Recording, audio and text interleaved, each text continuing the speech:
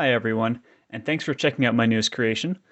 As many of you have guessed, or already knew, this is a custom knife sharpening jig that I've been working on for several months now. I've long wanted to create something like this, and by a stroke of good fortune, my brother, who's an engineer, acquired a CNC machine for himself during the pandemic. This coincided with us living together for the past 6 months, and during that time, he's been immeasurably helpful with working through the design and manufacturing of this. I am deeply indebted to him for helping get this off the ground. For my part, I learned 3D modeling, toolpath creation, and how to operate the machine to make this come to life. I don't know that it'll revolutionize reed making, but I do think that it has potential to help eliminate some of the challenges of sharpening knives, which has been one of my big struggles over the years. So, how it works. The first step is to put the knife in the clamp. So you can just put it on his back like this. Slide the tip of the knife here. See that little slot in between the sliding piece? So we slide the tip of the knife in here and then tighten the bolt.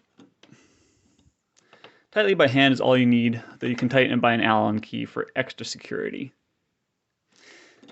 So, as you can see here, the slider piece pushes against the knife here, and the knife does not go to the end of the slot, so it does not touch the edge of the blade at all. And it pushes it back against this V here, this V shape, and that automatically centers the knife and holds it at the same angle every single time. So now we set the angles. So once you've done this, you won't have to change anything unless you decide that you want different angles. But I'll just go through the process now. We use this handy angle cube to help us here. Though once you set the angles, you shouldn't need to do this every time.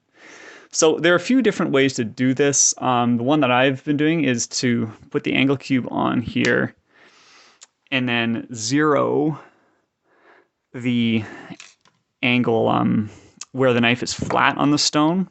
You can see that I'm kind of there. And then I press 0. And then once I've done that, then I can lift the knife off until I get my desired angle above the stone surface. Now I've already done this, and I know that this will go in this slot, which will give me an angle. I think it's about 6 or 6.1. And then if you want, you can also, a different way to do it is you can just zero the cube on the stone. You press the 0 button, and then you can pop that on here, and so you can see it's a total of 12.6 degrees above the stone surface. Either way will work just fine. There are two ways to set the angle. One is using the holes along the side, and the others to use the bolt along the back. So with the holes along the side here, you can probably see that there's this little ruler that's been put on. I know, for example, that an angle that I wanted was number 19 here, as I mentioned, and we'll get to the other pin in a bit. So this is a very easy way to quickly get back to the same angle every time. But you can also use this. What this is if you decide you want like a very specific angle, let's say you want like exactly 10 degrees, then so if we want exactly 10 degrees, put the knife on here, and then we can go exactly down and down and down. Oh, it went a little too far. I mean, this is really finicky. I don't think anyone really needs to have exactly 10 degrees versus just using the hole on the side. But if you really want 10, there you go. And then you tighten that. Oops, went a little too far. You tighten this bolt against the side to sort of hold it in place temporarily. And then you can slide this up and tighten this against the back and just use an Allen key to really crank it down. And then that'll be very, very solid and give you that exact same degree measurement every single time. Okay, so I'm going to put this pin back in hole number 19, because I know that's where I want it to be.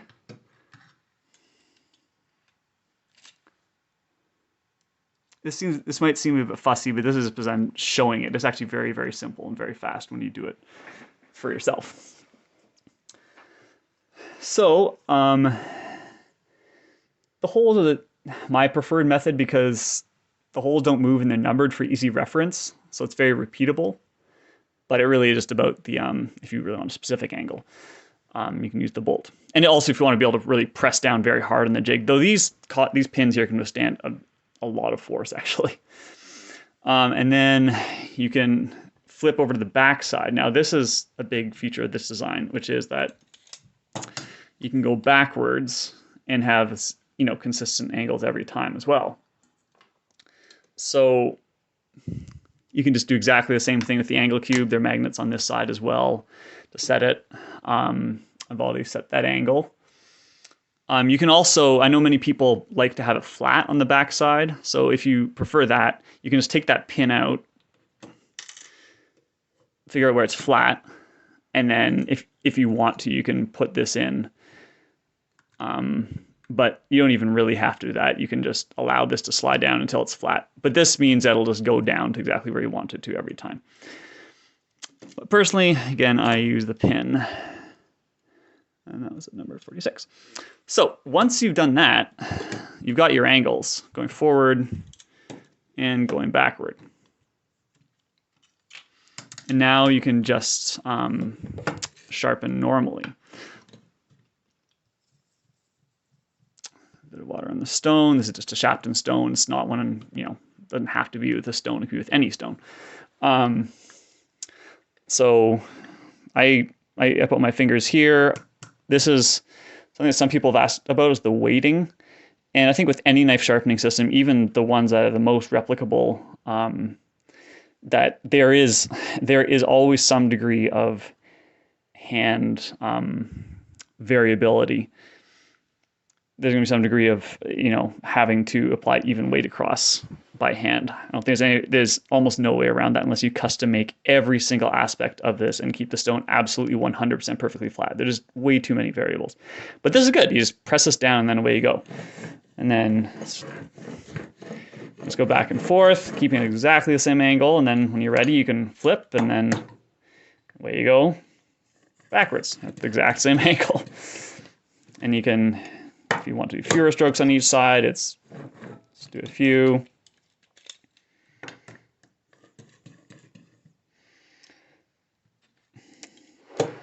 So anyway, you go back and forth just the way you do with normal knife sharpening. You can switch off to different stones if you want to, you know, as you move through different grits. And one thing that this does quite well that I'm excited to experiment with is the possibility of adding a secondary bevel. So once you've established two edges meeting at a point, you can then put this up, say 1, 2, 3 slots. Put that in, and now you have a secondary bevel, and you can, you know, do a couple of strokes going that way, or whatever angle you want to do. Then you can, if that doesn't feel quite right, you can go back to your original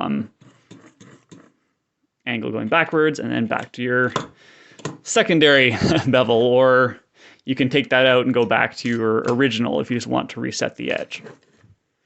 So there are a lot of possibilities with this that I think are pretty exciting for knife sharpening. In terms of experimenting with consistency and with any stone. So once you're done, all you do is you retract that. Don't have to retract it very much. And out that comes. Because of the slot, it won't damage the edge.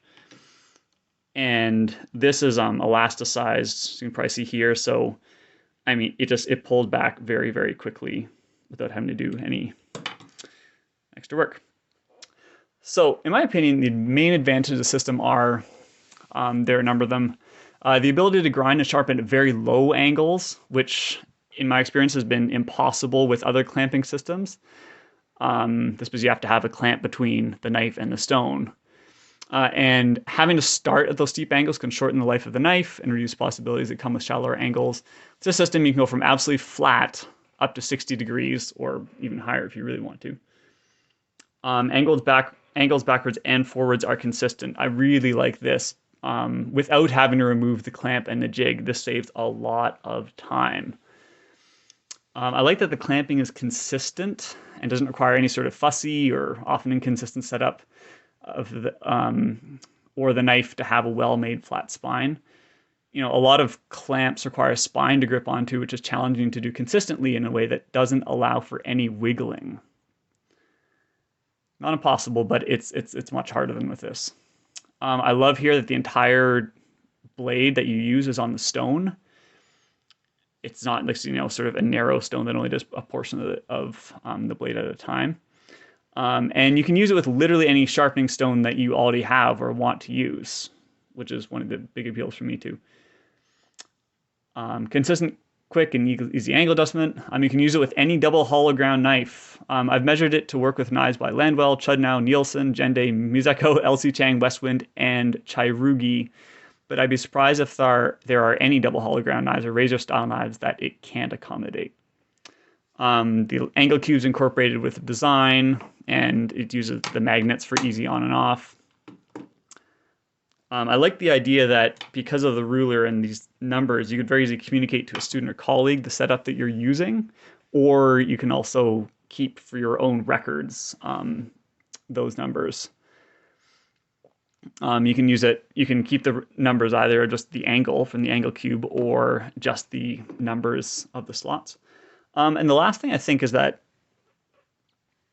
you can save a lot of time potentially in knife wear due to precision and repeatability, because you don't have to go to the stone nearly as long as if you're using the same angle every time. The one big downside, of course, of this is that you lose 10 to 15% of your blade depending on the knife. Now, this is it's worth losing that to have the other 85 to 90% consistently sharp. You can see how much it is here. Basically, here is where, from here to here is where the there to there is where the clamp is. But then to have that much repeatedly sharp, to me, that's absolutely worth it. But it may not be to everybody. If you spot potential issues, I would love to hear about them. It is a prototype, and I can already think of a few possible tweaks to make it better. And I will say that despite my best efforts, this jig will not help you beat out poor quality cane or to set up the perfect gouge. I'm very sorry. One last little note here. Behind the jig is a custom stone holder that allows you to switch out stones of different heights without changing the angle to the jig. It's not necessary to have it, but it is useful. But you can also have the stones flat on the table. It's designed to go to very low angles to accommodate that possibility. So if you just take this out, there's slots all the way down to here, and the bolt goes way down to the bottom. So you can get very low down to the stone if you don't want to prop the stone up on any kind of surface.